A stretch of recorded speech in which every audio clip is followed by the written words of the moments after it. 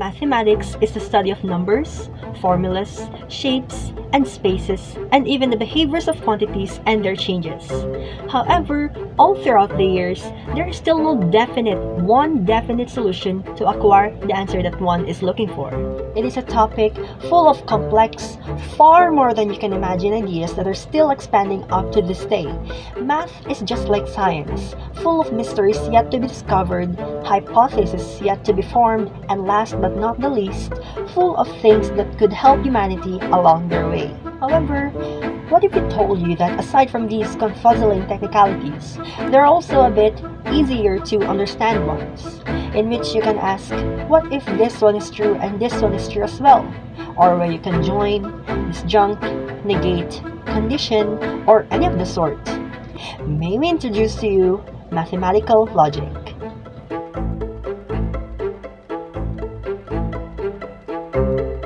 First off, let us determine our topics for today. We'll start with the definitions of mathematical logic, followed by a quick summary of propositions, truth values, differences between simple and compound propositions, a recap, and finally, a discussion between conditional and biconditional logical operators. Now that we know our agenda for today, let us get straight to it. What is mathematical logic? It is the branch of mathematics which covers a variety of topics including reasoning, study of formal languages, model logic, computability, and, but not limited to, aspects of mathematics which is used to build its frameworks. Moreover, it is also the branch of mathematics focused on addressing mathematical properties to deduce and express particular situations. Under mathematical logic is a topic called as propositions. In layman's terms, it is a statement in which it can either be T, which meaning true, or F for false. An example would be, Davao is located in Mindanao, Philippines. It is a proposition since one could argue that this postulation statement or assertion is true or false. However, in this case, it is true because Davao is indeed located in a landmass named Mindanao inside Philippines. That is cool and all, but what about opinions such as this is a nice car? An excellent question, Julian. Though, unfortunately, subjective statements such as yours is not an example of a proposition if you base it from the definition of Sir Kenneth Dugay, a Malayan College's Laguna teacher's definition. Conversely and ironically though, in some cases, opinions can be considered as a proposition and therefore we can say that there's an ambiguity regarding that matter. And now that everything's clear, let us proceed to truth values. After briefly discussing what propositions are, we are going to talk about truth values. The truth or falsity of a proposition is determined by its truth values. When a proposition is true, it is denoted by the letter T. When a proposition is false, it is denoted by the letter F. Using truth tables is one method of determining the relationships between compound propositions. According to Crenshaw in 2021, truth tables are mathematical tables that determine if a compound proposition is true or not. In a truth table, each statement is denoted by a letter, and each statement has its own column with all of the potential truth values. The truth table for conditional compound propositions, for example, is currently displayed on the screen. Based on the logical operator that illustrates the relationship if-then, they indicate the relationship between the possible truth values of P and Q. Moving on, we'll talk about differences between simple and compound propositions. Simple propositions are declarative phrases that do not contain a connective, according to Occidental College. With no connectives, we can conclude that there is just one piece of information presented, yielding only one truth value. Simple propositions can't be reduced down into simpler statements. Red is the color of an apple, for example, is a simple proposition since we can only get one truth value from it and it cannot be simplified into simpler propositions. Compound propositions, on the other hand, are statements that can be broken down into smaller statements and are connected by a propositional connective. These show connection between propositions with their own truth values and how these truth values can be connected to produce a new truth value.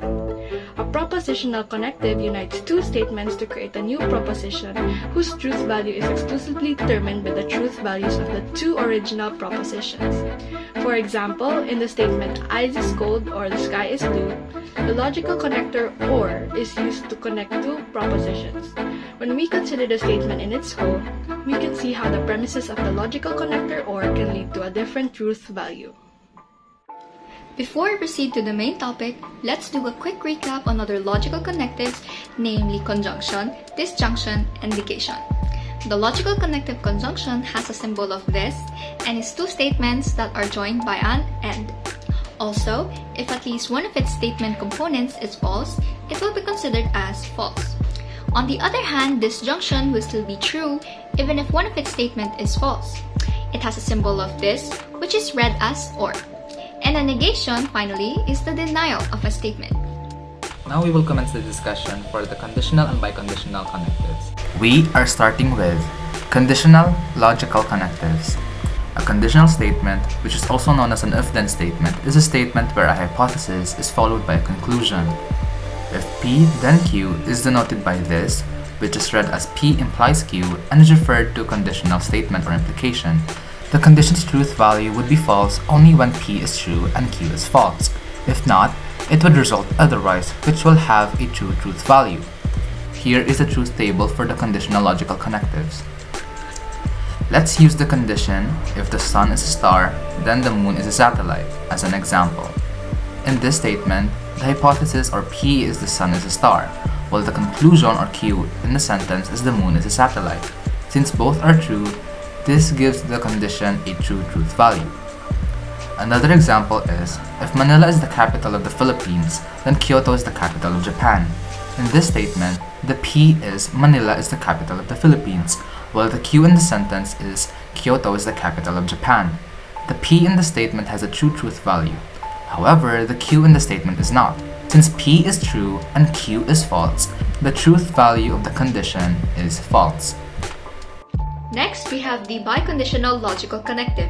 It is denoted by a double-headed arrow, which also reads as if and only if. Moreover, a biconditional statement would only be true whenever both parts, P and Q, have the same truth values. For a more detailed explanation, see the truth table here. Here, we have P, Q, and biconditional PQ. So as we can see, if both truth values are the same, like the first and last row, it is considered as true. However, if one of them differs like the second and third row, then it will be a false statement. Let me give you an example. 4 minus 2 is equal to 2 if and only if 6 plus 2 is equal to 8. As you can see here, both statements are true. The difference between 4 and 2 is 2, and the sum of 6 and 2 is 8. Thus, the conditional of the compound proposition is true. Another is, Christmas is in December if and only if Valentine's is in January. Christmas is indeed in December, but Valentine's on the other hand is in February, not in January. So, the first statement is true and the second one is false. And therefore, according to the truth table, the conditional of the compound proposition is false. Next, Mount Fuji is the highest mountain in the world, if and only if Elpidio Quirino is the first president of the Philippines. Now, these statements are both false. However, as both of them have the same truth values, this is still considered as true.